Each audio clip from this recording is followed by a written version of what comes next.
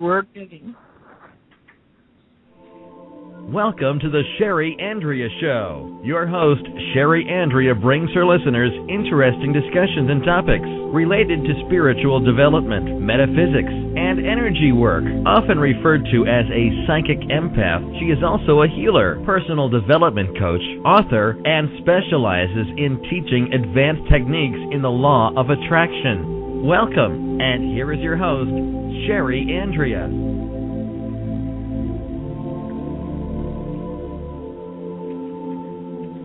Hello and welcome to my show. This is Sherry Andrea, and I am glad that you joined me. And today I'm really, really excited because today, as I've been announcing on my website and on Twitter and on Facebook, I'm sure you're tired of hearing from me now, that we're having a special host today. And her name is Feather Talk, also known as Seer. And she has the show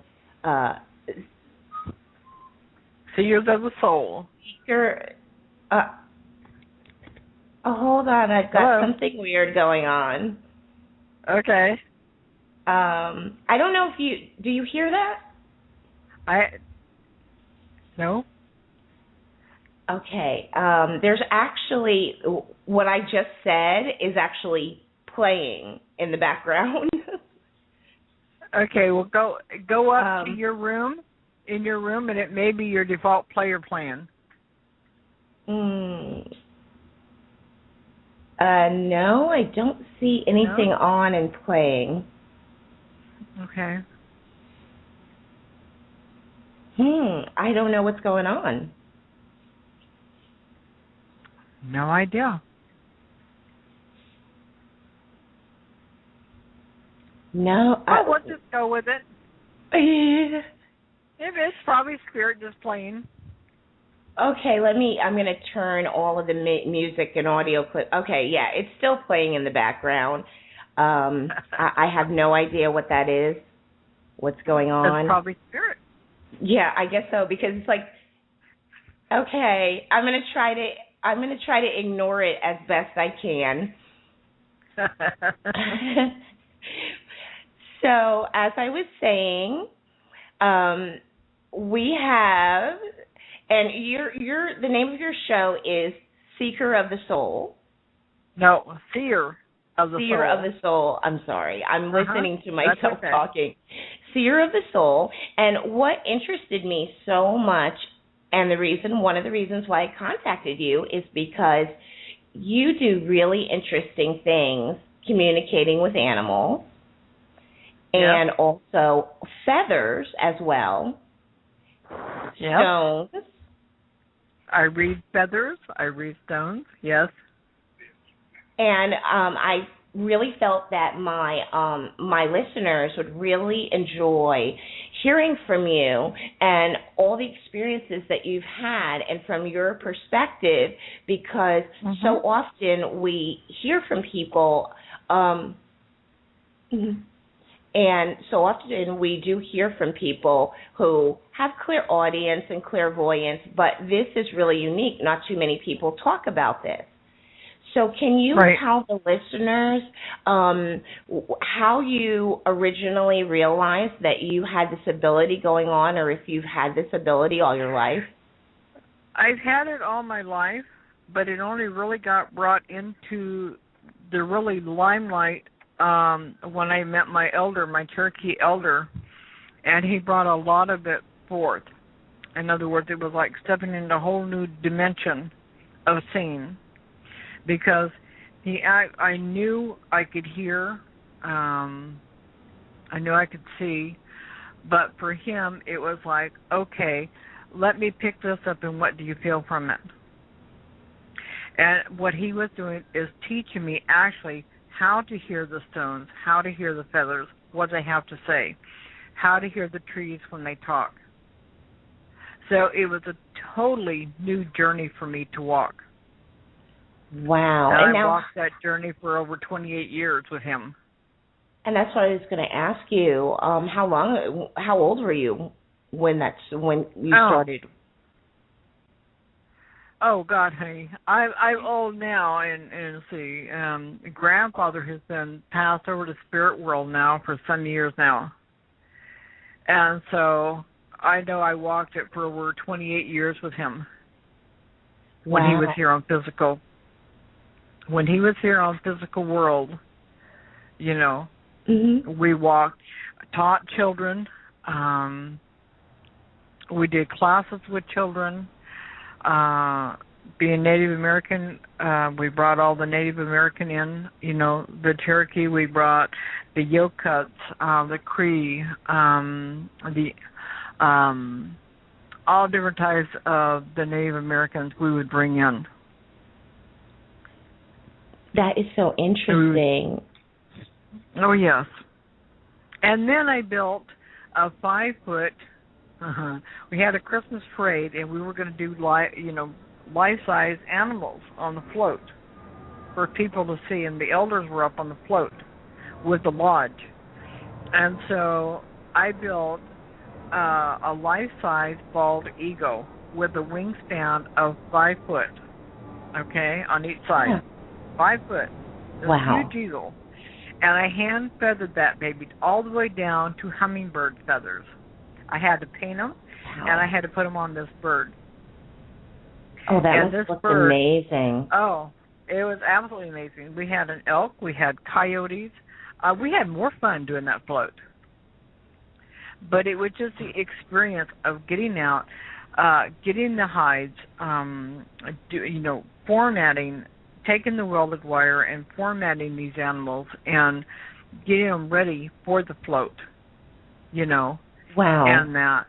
And my elders, I had, 6 elders that were on the float. Wow. That must have been really awesome and really something to see, too. Oh, it was. It was absolutely phenomenal. And then after that, we donated.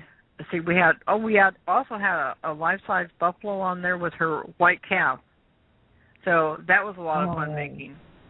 Oh, wow. And, And so all of these things, you know, you have to know in your mind what these animals are saying in order to be able to put them together.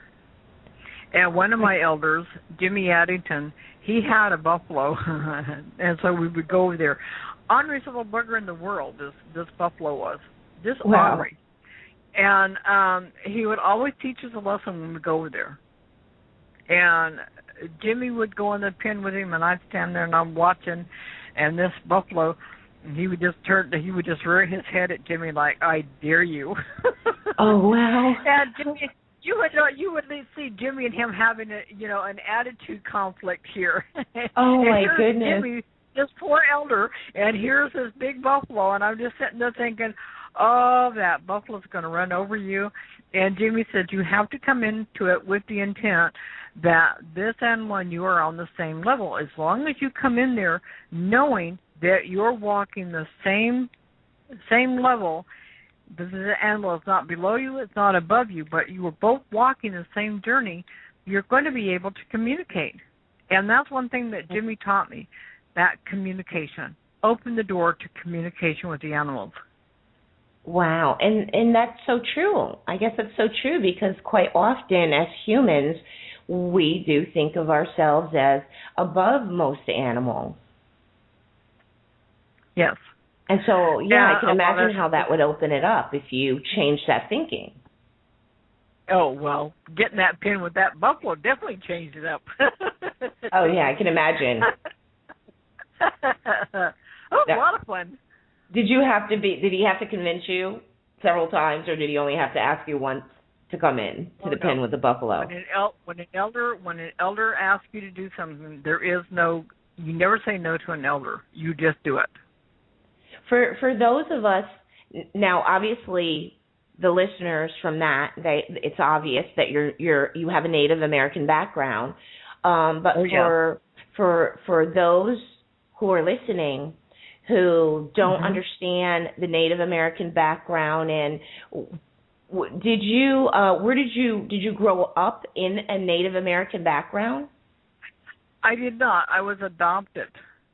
Okay. But come to find out that my biological path has been Native American. When I started walking the path with grandfather, he adopted me into the Cherokee. Now, and he told me, he said, "You are Cherokee," and that was just flat out. When an elder adopts you into his family, that's who you become. Wow, that sounds like some experience. But how old were you when this happened? Oh God, honey, I'm not going to go back to asking you that. Come on now. I keep asking you that because I'm trying to. I'm an empath, so I'm trying to get it from your perspective. But it's just so amazing to me. It is just so amazing. So now, did you ever meet your biological family? No. Okay. Never have. Okay. But they became like almost, it must have seemed to you like your biological Native American family almost. I mean, the connection, the elders and the elders, they are my biological family. Wow, that is so interesting. And so most of what everything that you've learned is from your Native American background. Yes. You're learning how to track. You're learning to go on vision quests. You're learning the sweat lodges. You're learning the honorary sweats. You're learning how to communicate, how to see the auras. You're learning how to speak with Mother Earth as she is. You bet. Wow. And now, how is that all incorporated into your life now? Because I've talked to you, and so I walk this red. I walk this red every day. Every day, it is my journey, and if I can help someone, I'm there. That's what learning is all about. If I can keep our tradition alive in the knowledge of what we know and what we have come to understand, then that's my journey. And can you tell the listeners a little bit about how you used to work with children, as we were speaking about last week? Are you talking about Wind Wolves? Yes. Wind Wolves is my home. Wind Wolves is a 98,000 wildlife preserve. And they would bring buses of school kids up. Okay, this was like their venture from school. And we would get them off the bus, and we would hike these kids. And I would have anywhere from 30 to 60 kids. And some of these children were so scared to get off asphalt. They didn't want to get dirty. They couldn't get dirty. Oh my God, Mom will just, have fits if I get dirty. Right. And then they would send them parents. I can't, imagine where these parents' heads are at. But they would send these children up in hot degree temperatures, and we always told them, send water. Make sure they have bottled water. They would send these children up with frozen bottles of water. So these kids couldn't drink water, so we would have to give them bottled water, right? Yes. Because when you're hiking and it's about 109, trust me, it's hot. Yes. And then we're hiking. We start at the end of the trail, and we start hiking up, and we're coming across snakes. And these kids are panicking, and I hold them in their place so I can move the snake over. And they're going, well, why don't you just kill the snake? And I said, why? I said, you're in its home territory. Right. He's not in your home territory. Come on now. This is his home. Why would I do that to him? Exactly. And so the little minds, you could see their little minds clicking. And these kids would walk right by a herd of deer and not even know the deer were there. And I'd have to tell them, I'd have to stop them and tell them, say, listen to how hard you're walking. Mm-hmm. And they'd look at me, and I said, now look across the trail from you. And they'd look and they go, oh, there's deer over there. And I said, that's right. You were walking so hard that you didn't hear the deer. Right. And so, we'd hike up the mountains and we'd have contests. And I always won, the little buggers. But, they sit there and they go, I say, okay, now, we're at 5,000 foot. Okay. And all the kids thought their cell phones would work, which they didn't work. But okay. But anyway, you get to this bottom of this hill. And I said, okay, here's the deal. If you can beat me up the mountain, then you get to lead the trail, right? Oh, well, hey, this is a good challenge. Okay, we can do this. I don't have to learn the lesson for the day. And so they all take off running.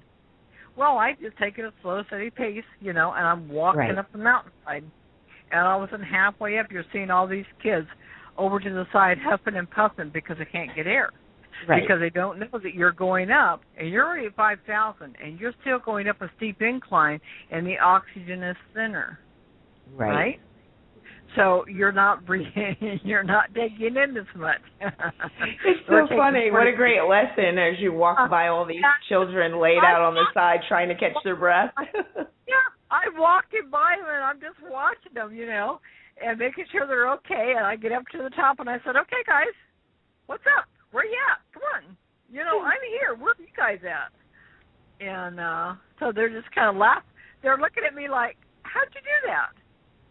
So anyway, they finally made it up to the hilltop.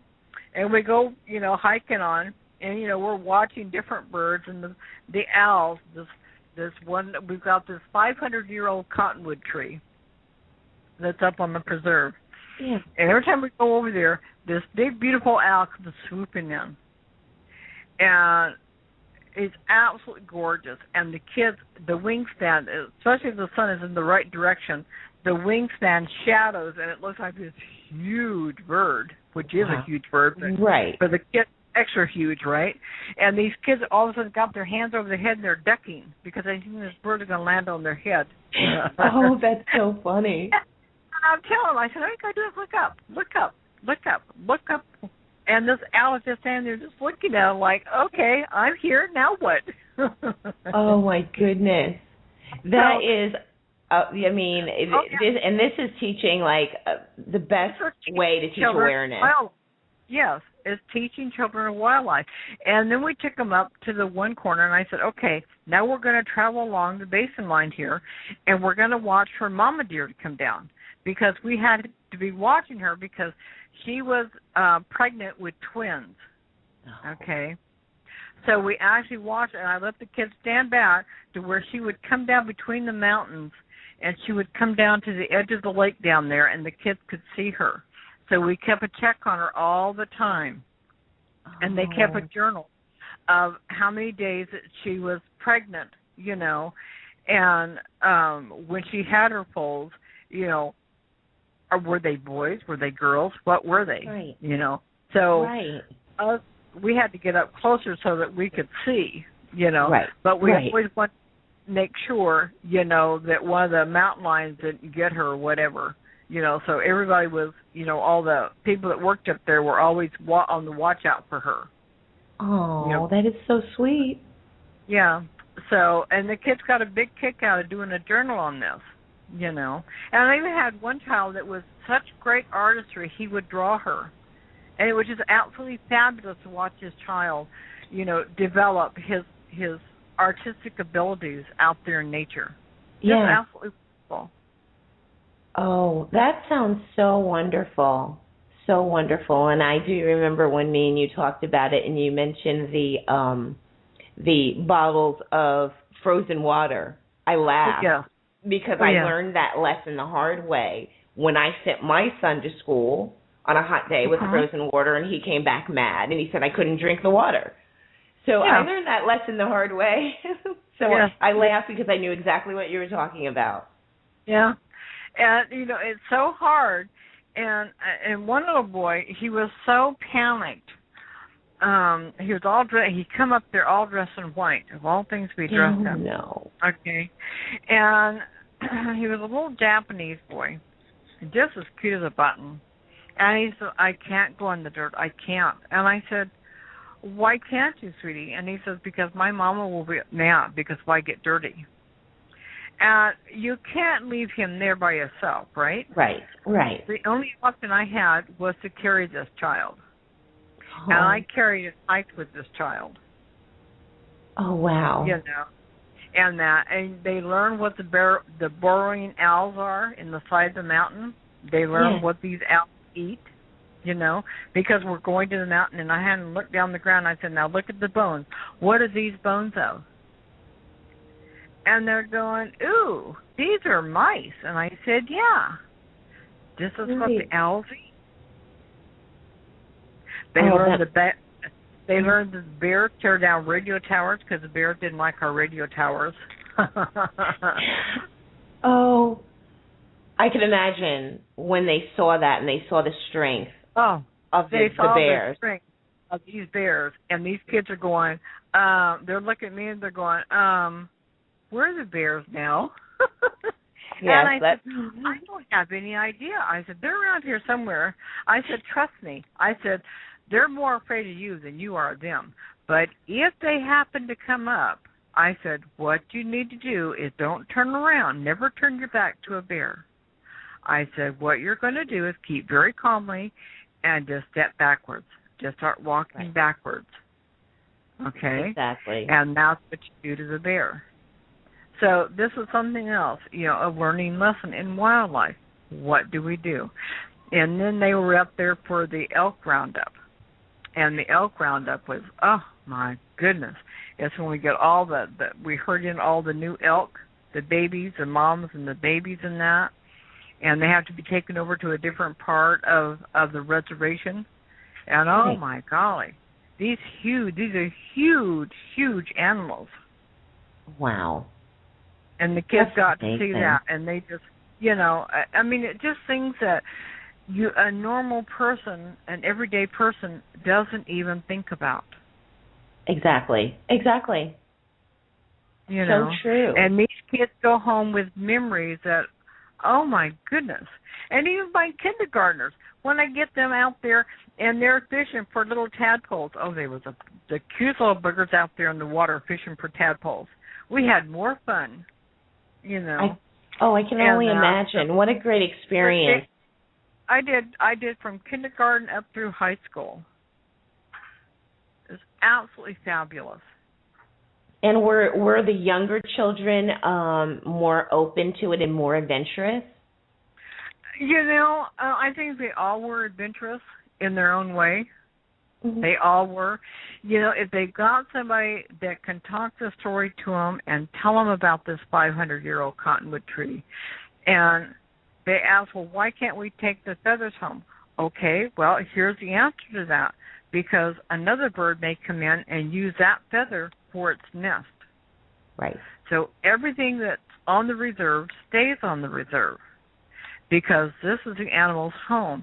And every animal that's on the preserve uses something there in their home life.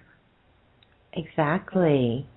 So if we were to take a trip to your bedroom and we all took something from your bedroom, you would be left with nothing. Exactly. Things you would need, you wouldn't have. Right. So you have to look at it through a child's eyes. Right. And you have to get down on that level with them. And then when I took them to the 14-foot waterfall, oh, my goodness, did we have fun with that one. I can imagine. So, you know, we had a really, really good time. But then my body got too old, and my doctor says, well, we can't hike anymore.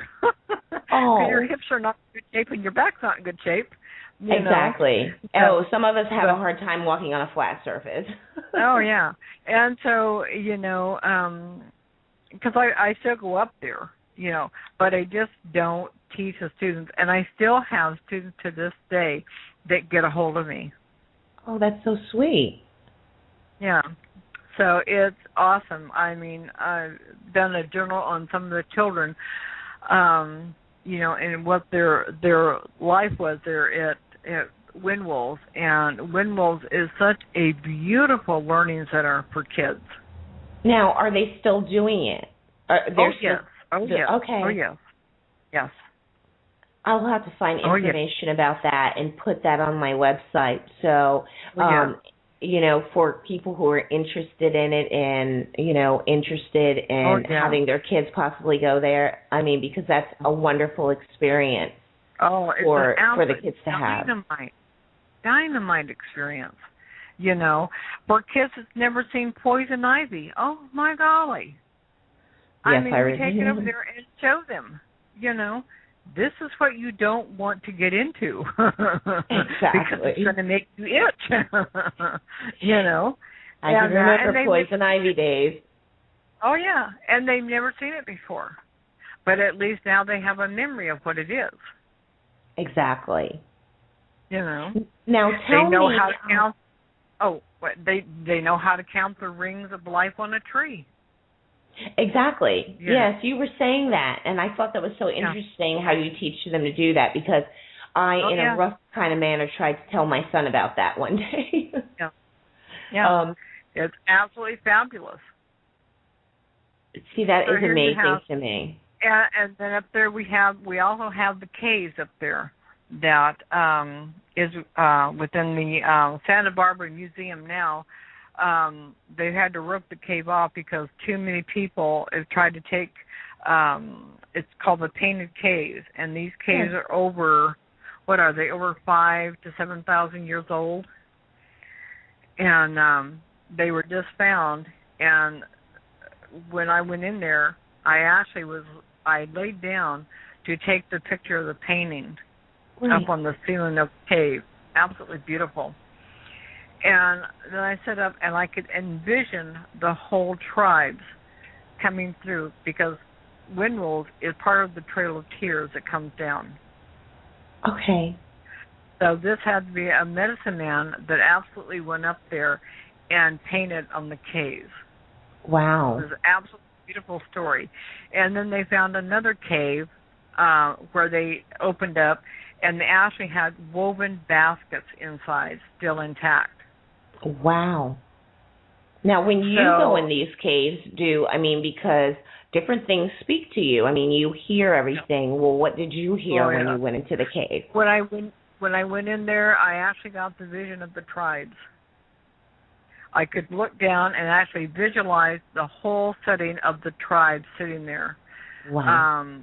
With their lodges there, I could see them going back and forth to the river. I could see the fish traps that were made out of willow. Okay, I could see the tanning of the hides going on.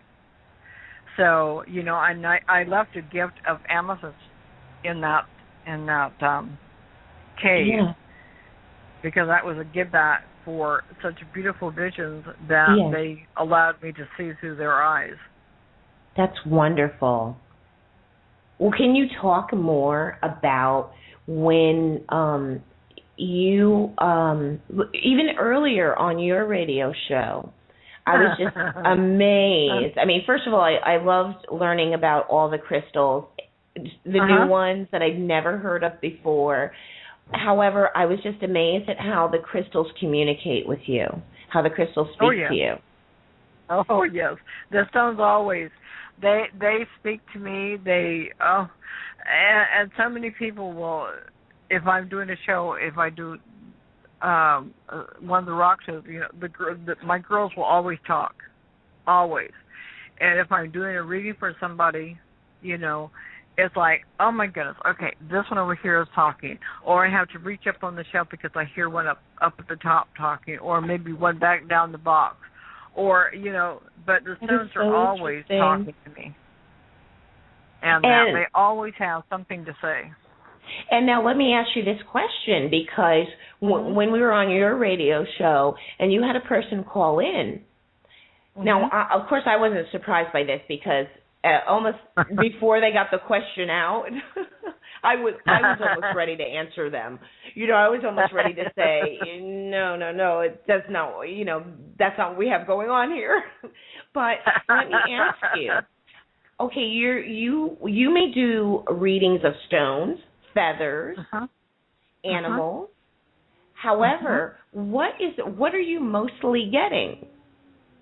Because like earlier when the lady said, oh, well, I want to know about my financial future. Can you share with people so that they understand? Okay. And here's the thing with me with financial, okay? And I can to some degree, okay? But I really don't like to go there because my guys tell me financial, romance, that is a physical problem. Right. They are here to answer you in the spiritual level. If you want to know something spiritual, they're here for you.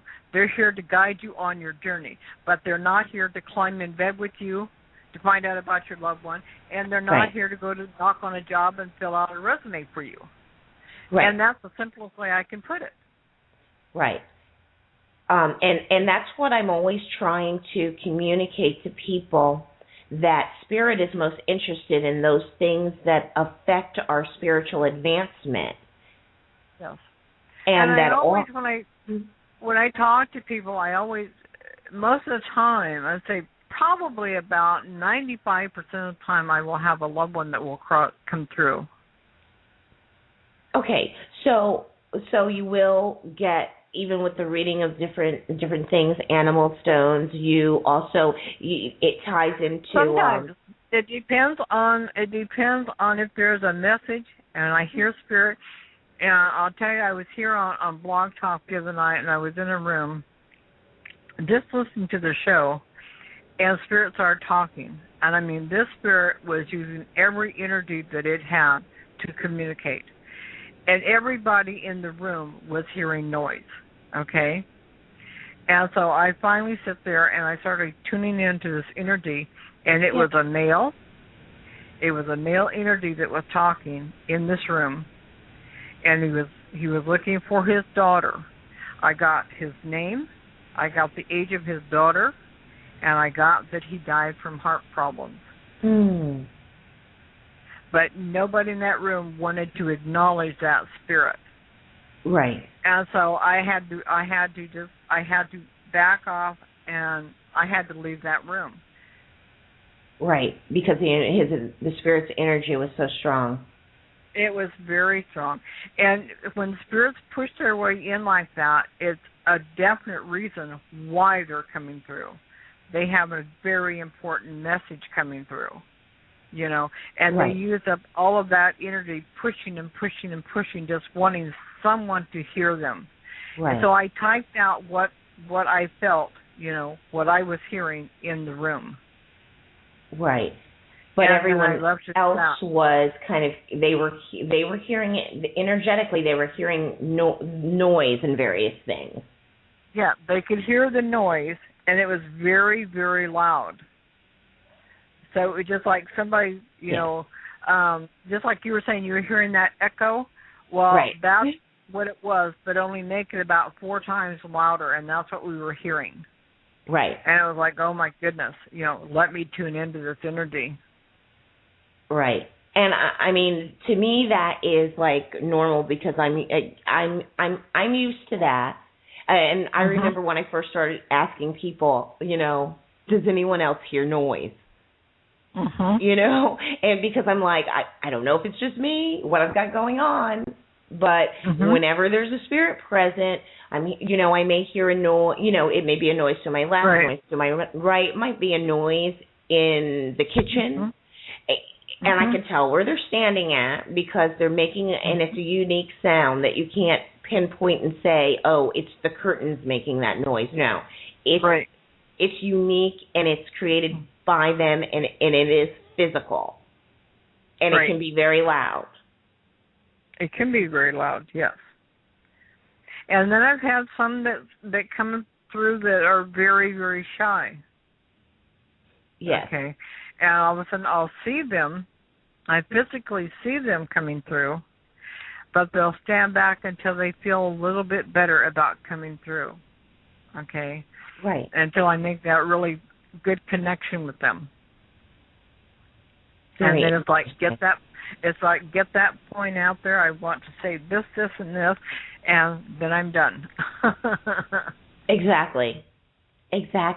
Now, tell everyone about your reading of your feathers. I found that very interesting because you were saying something about you'll read one side of the feather and that'll tell you something, and another side, the front side and the back side. Yeah. Well, what I do is I take, when I hear the person's voice, the person needs to talk to me for a few minutes. All they do is tell me where they live or how the weather is, whatever they like, okay? And I've got all different types of feathers. Everybody's sending me feathers. So I have every kind, almost all kinds of feathers, okay, from eagles to hawks to, what do I want to call them, macaws, down to Amazons, to owls, herons, doves, hummingbirds. I have all kinds of feathers, okay? Right. So when the person talks, I have them all sitting out here, and I'll sit here and I'll watch them. And as that person talks, there'll be one feather in this whole group that will kind of have that little whiffy, that little breeze type that'll hit it, and it'll move. And as soon as that feather moves, that's a feather for this person. And I'll take that feather and I'll tell them what bird it is, and then I'll start, and I go up the right side of the feather. It tells them all about their family, whether there's been a split in the family, if they've been abused, what they've been split from, the emotional problems. It just goes right up the right side with their whole their life, okay, so to speak. Yeah. Okay? Wow. Their finances, how they're doing. Now, if they go to the top of the feather, there may be a little piece taken out of the top, or it may be in very good shape, So that tells me something different for this person. Then I go down the left side of the feather. The left side of the feather tells me all about their health issues, their body, what's going on in their body. Okay? Okay. So I just start like from the head, and it just works right on down. It goes right on down. Wow. And that's what the feathers tell me. Then I take the feather, and after that's all done, then I take the feather and I turn it over and I lay it on my lap, and I sit there and I stroke the feather. And when I do this, is when Spirit World opens up and a loved one comes through to talk to them. Wow. Now, other than a loved one coming through, I mean, does anything else? It could be a loved one. It could be a friend, but it's someone from Spirit World that will come through. Okay. Now, would that also be if they're one of their guides has something they want to communicate to them? Would you also get that then? Well, usually the guides will step back because they know the loved ones have a meaning for them right now, and that's who they're wanting to speak to. So if you talk to people in this physical, they would much rather talk to a loved one that they have been missing rather than listening to a guide right now, because a guide we're listening to all the time. That's true. But now I have a chance to hear a loved one. And then when an animal comes in, I actually feel the animal. So many dogs. But I'll hear the tail, or I'll feel them up in my lap with their feet, or a cat will be walking across my keyboard, and I'm going, okay. And so I have to tell them about the animal. And their loved one has their animal, their pet, in Spirit World with them. Wow. That is awesome. Now, do people ever ask you, like, what animal, like, am I? Like, what is my animal? They have, yes. And sometimes I can tell them, it depends on how long I talk to them, that all of a sudden my guides will all of a sudden bring an animal in and say, okay, this is the animal that's working with this person right now. Okay. And now, if it turns out to be an animal, because I've seen this happen. It can be an insect, it can be an animal, it can be a reptile, it can be a fish. Now, what if this is an animal that when you tell them this is an animal that they've had actually a great fear of, an unfounded fear of all their life? Is there something more to that when they tell you that? Does the animal speak up and right? The animal usually speaks up and tells them why they have that fear. Okay. And they come to an understanding that I'm really not here to give you fear. I'm here to help you to understand the fear and walk forward on your journey in life. I want to walk side by side with you. Not in front of you, not in back of you. Side by side. Very interesting. That is so interesting. Because, see, I have, I do sometimes readings. Sometimes I get animals, a lot of times birds, coming to me when I'm doing a reading. However, it's very interesting, like the different way I'm getting them physically coming in. I'm looking at that animal, and I'm taking the symbolism of that animal, and also what I feel, coming from that animal. What are you feeling from the color of that animal? That color has to do with it. The color of the animal has a lot to do with what that animal is bringing forth.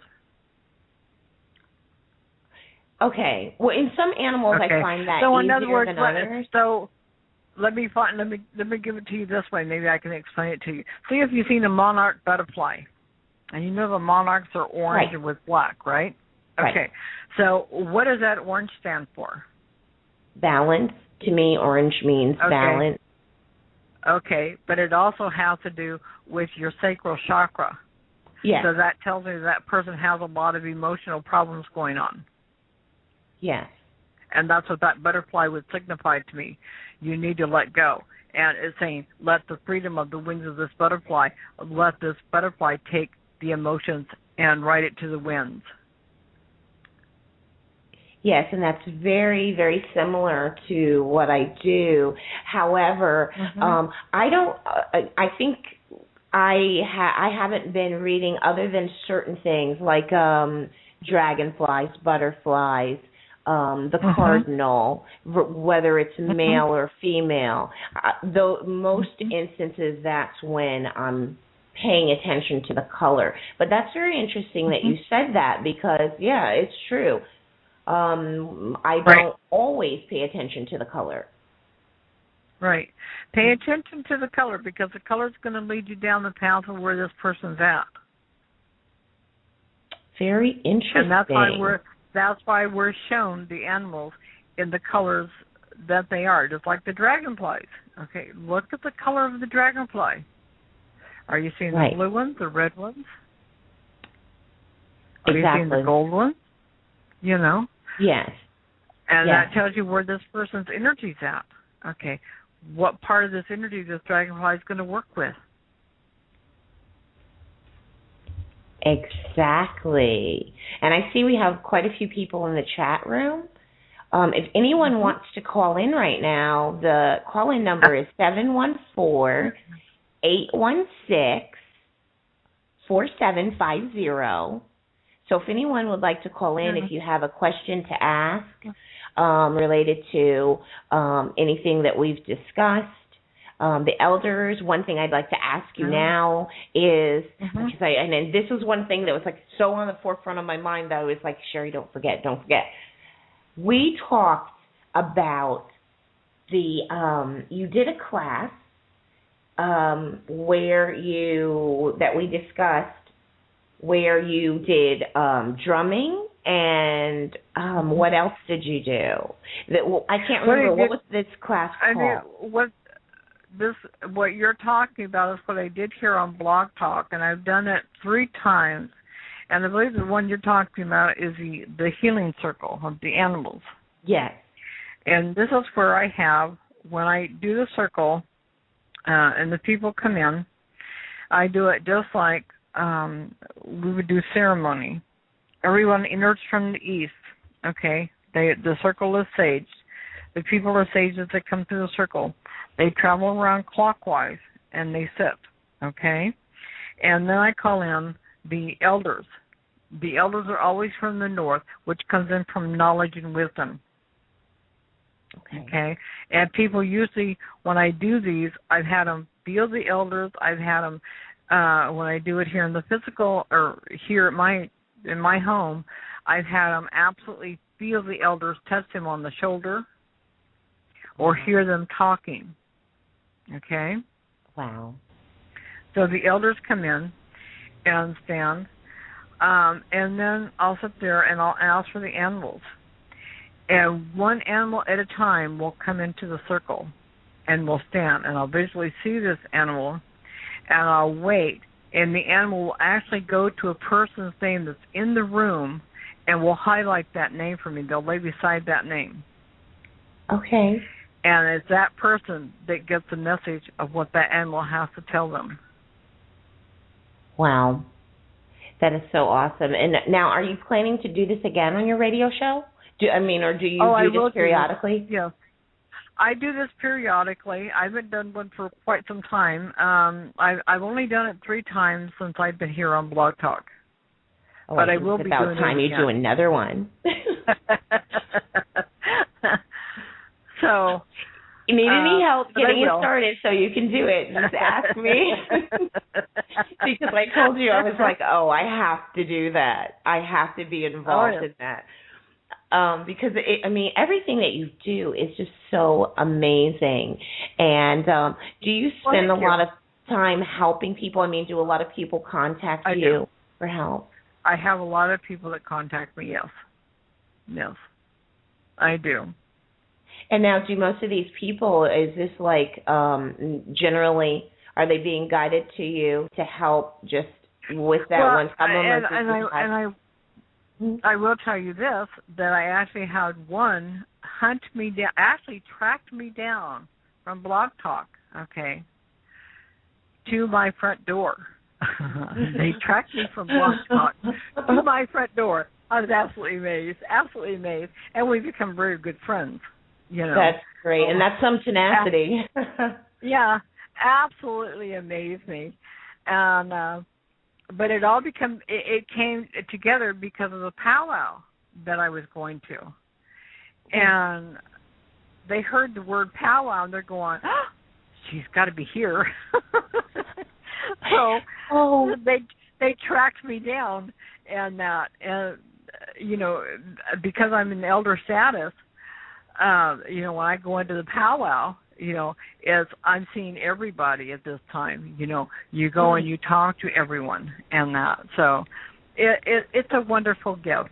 It's a wonderful thing to be able to walk the red road. It's a wonderful journey to be able to talk to people and show them things, and oh my goodness, just do all kinds of fun things, And it's like Grandfather said.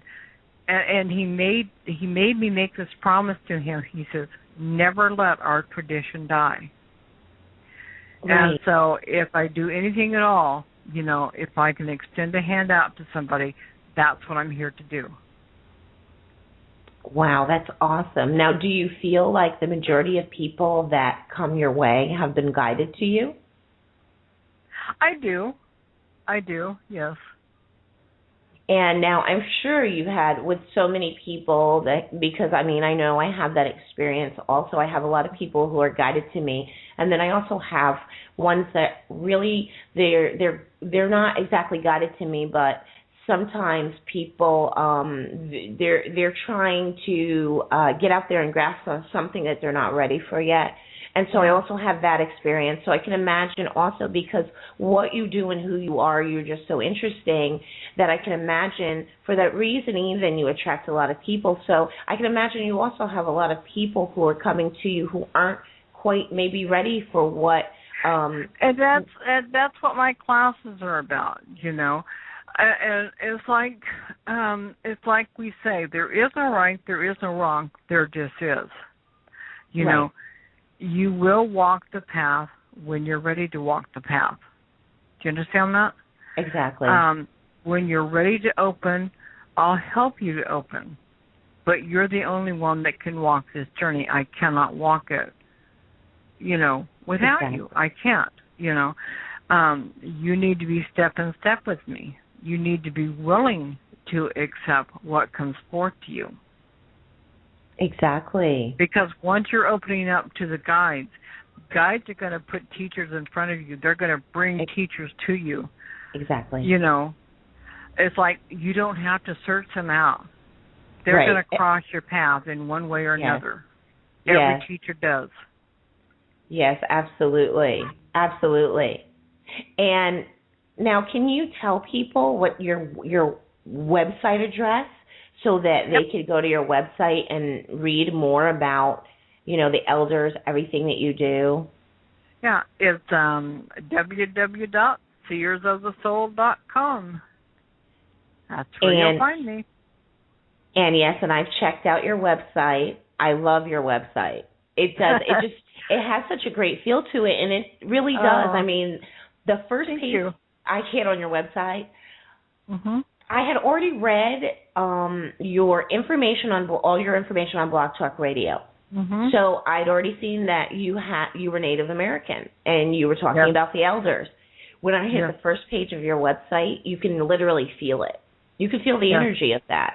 Oh, yeah. And so that's why I want, everyone to go to your website, do a little bit more reading there. I mean, and definitely keep up with you on Blog Talk Radio, because when we do the circle, because I'm going to be there, you definitely don't want to miss that.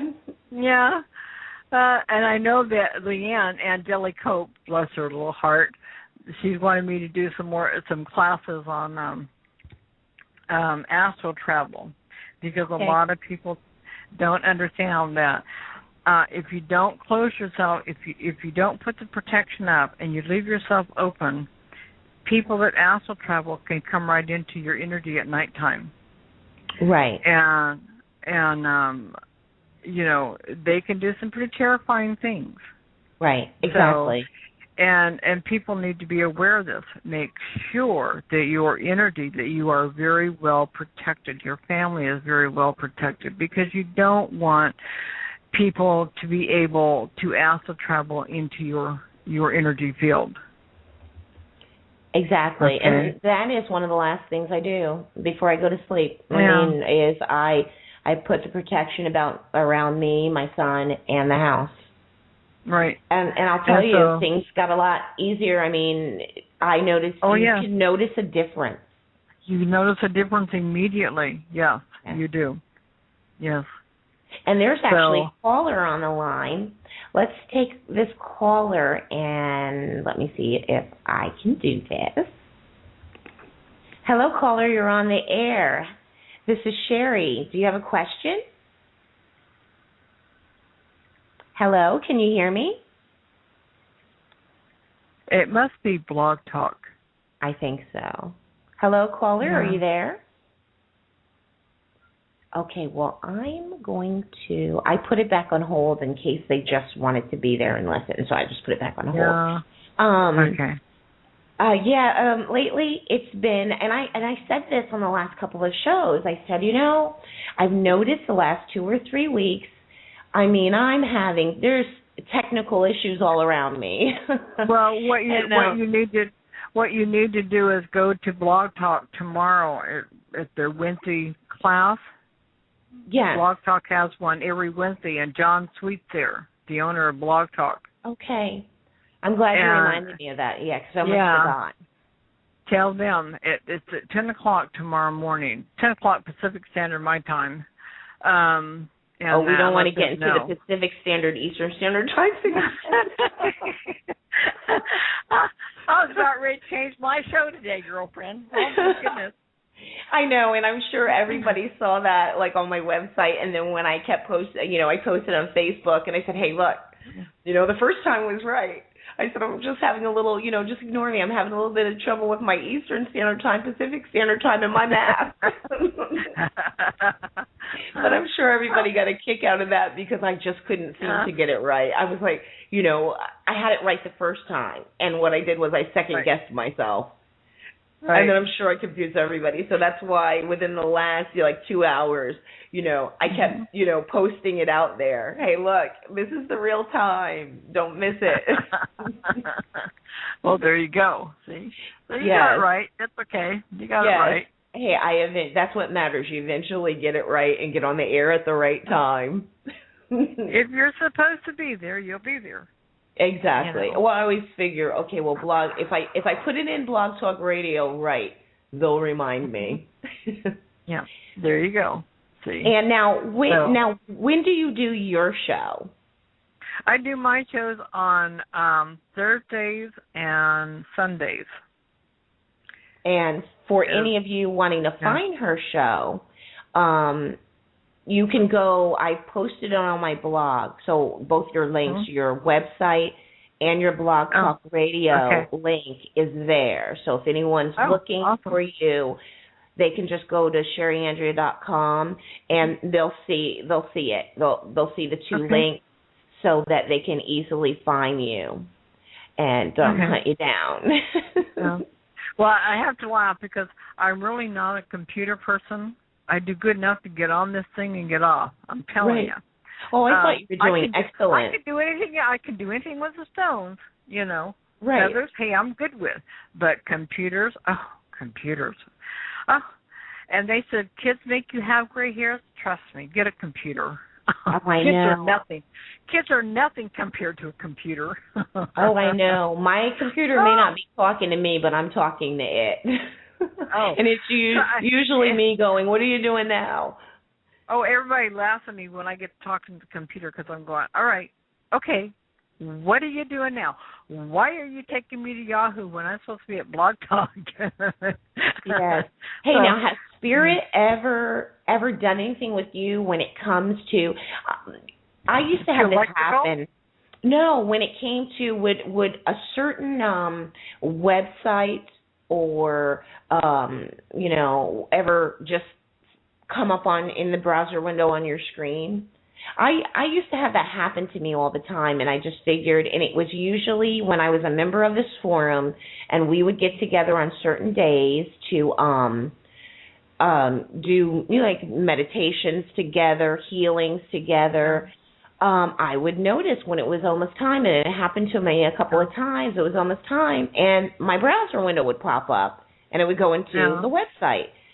And I'd be like, I don't know if this is my imagination or what is going on. But it used to happen all the time, and I always kind of figured, okay, well, I have a computer background, and I'm always on the computer, so maybe Spirit says this is the way, one of the ways we can kind of get our point across to her. Like, it's time to go do this healing, or it's time to do this meditation. We're going to be right there with you, so we're ready, and we want you to go do that. Yeah. Well, what Spirit does to me, they want me off the computer. They just shut the computer down.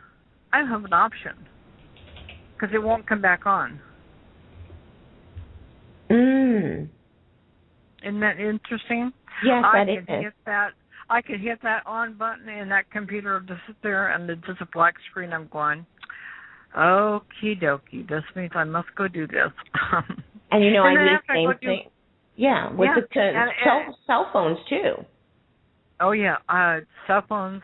Forget I go through cell phones. Oh, yes. Energy base. Just forget that. Yes. I can actually drain a smartphone.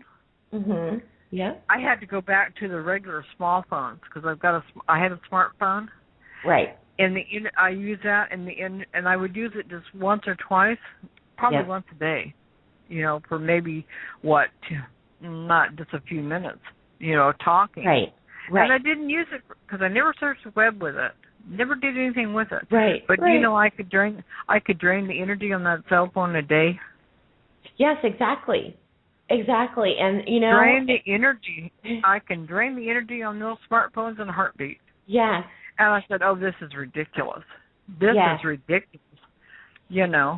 Absolutely. So I said, Now, as long as I didn't hold it, didn't put it on my body, it was fine. The minute I put it on my body, that baby would start draining. Yes, absolutely. And that is the reason why I ended up getting, because usually I use my cell phone for everything. But then it seems like, the more time I spent doing spiritual work, the more I raised my vibrations, the cell phone couldn't handle me anymore, and I started burning them out. And to the point where I'm going to, the cell phone store, and finally the guy looked at me and said, what is it you're doing that, you're back here again? You just got this phone 2 weeks ago. And, and it's kind of, of course I can't, it's difficult for me to explain to him, but finally I ended up having to I got the Magic Jack. And I said, okay, this is ridiculous. And even that, it handles, everything better. But still, if I'm talking with someone and the vibrations start getting really high, still I will lose the call. It'll get staticky, So, sometimes even my son's vibrations. It's funny, but I'll tell him. I'll say, "Can you sit somewhere else from where you're sitting because you're messing up the TV, and I really wanted to see this show." And the same thing happens. So he'll tell me the same thing. He'll say, "You're messing up my TV." He'll want me to move. Oh, yeah. And it's like, it's just amazing.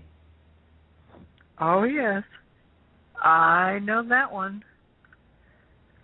And so now, what times are your Blog Talk Radio shows at? 4 o'clock Pacific Standard Time. And I just wanted to make sure that we got that out there because I don't know. I know you said the date. I couldn't remember if you said the time or not. It has been such a joy to have you on the show. Well, I thank you so much for inviting me. Yes, and I definitely want to have you back again. And I am going to keep bugging you about doing the circle. So your next show, I'm gonna be calling in on your next show. When are we gonna do this? Yeah. Well, see, Sunday I have a lady coming on that is an animal communicator, and she contacted me to be on the show. So, and she was here where I'm at. She had a horse show that was here, and I didn't get out to see her, doggone it. But she will be on this Thursday, and so I'm kind of looking forward to hearing what she has to say. Okay, then I'm definitely going to have to listen. Yeah. And then on Sunday, you'll love Sunday show because Singing Eagle is going to be on. Oh, now who is Singing Eagle? Lyndall Singing Eagle. He is the one that a lot of my songs come from. He is a recording artist. Okay. And he's Cherokee. And he is absolutely fabulous. Oh. So he's coming on Sunday show. Okay. So definitely make plans to be there because he does a full house when he comes on. Oh, that's great. Okay, so everyone, you have to make sure. He plays live when he comes on the show. Oh, that's amazing. I'm definitely going to have to listen. Yeah, he is absolutely out of this world to listen to. Yes, and I will, what I'll do is I usually, if I have a guest on, I'll usually post after we do our show the next day. I'll usually put a little post on my blog to talk about, how the show went and to tell people they can go and listen to the recording of it. So I'll make sure that I mention for people to make sure that they don't miss your Thursday and your Sunday. Yes, because that sounds very interesting. But Lyndall Singing Eagle, I've known him him and his wife for quite a few years, and awesome, just dynamite people, dynamite. And like I said, he has some of his songs are up on iTunes. Okay. And that you can tune into, and Linda will tell you more about that. But he's absolutely wonderful, wonderful. And he laughed at me because I cannot play. I've got flutes, and he laughed because I've had two elders give me flutes. Okay, they gifted me flutes, and I can't play them. I cannot stretch. And Lyndall, he tried to teach me, bless his heart, and I got to laughing at him. He said, Feather, he said, you have to put the pad of your finger over the holes. And I'm going, Lyndall, my fingers don't stretch that far. Oh, that's so funny. He's a crack up. He's a kick in the pants. So that's funny, but he tried to teach you. Oh yeah, he probably still he'll teach me. He tried that one time, and I got frustrated with it because I was going, I'm not making the sounds I want to make with this flute. So and then Lyndall sent me a bamboo flute that he made for the kids for up at Windwolves, and the kids got to play it more than I did. The little buggers. They could catch on to this flute in a heartbeat. And right, I'm just exactly. Looking at them like, oh, you little buggers, I know you're probably looking at them like, well, how did you do that? How'd you do this? So, they got a big kick out of that flute. They thought that was pretty cool. And then to know that it was made out of bamboo, and I had to take them down to the bamboo, the lake down there where it has all the bamboo growing, and show them the different size bamboo canes that were in there. Oh, wow. And so we went searching for bamboo cane the size that was the size of the flute. Right. And they thought that was so interesting. Oh, I would too. Yeah. I would be exactly like the kids. That would be awesome. That was a journey in their own, is learning how to make a bamboo flute. Exactly. So we had a good time.